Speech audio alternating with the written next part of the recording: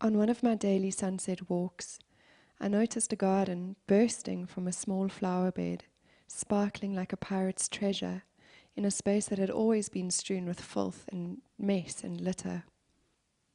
It looked like the jumbled work of an eccentric artist.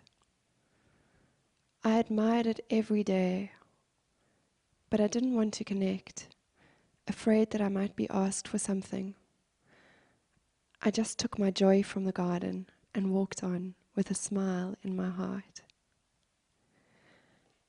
As the weeks went on, it became a fascination for me to see who was admiring the garden. Was it a rich old lady dripping in gold and diamonds, talking to the burgies about their flowers? Was it a child coming to add a smurf or a toy lizard or a plastic bucket and spade? Our history divides us, our race divides us, our class divides us.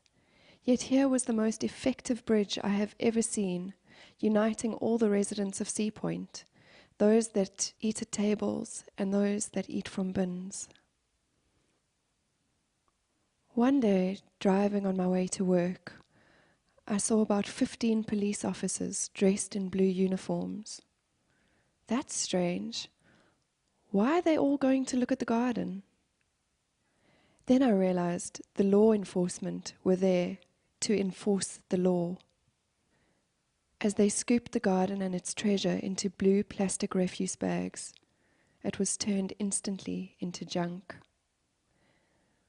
That's how I actually met Henry and Ernest. I can't remember how or when Henry told me he was sick.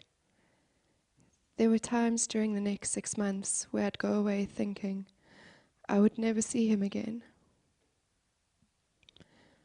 One day he gave me 2 plastic white roses. They're amongst my most precious possessions.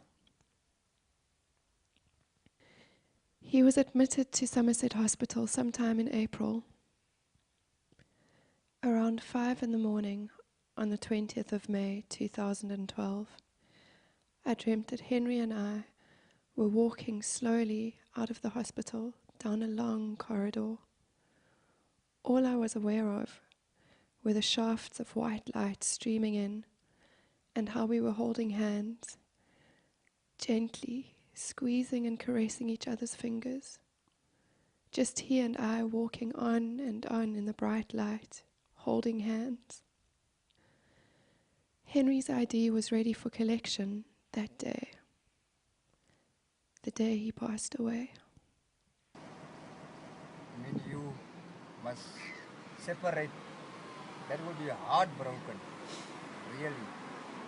For me, Anna, I love you.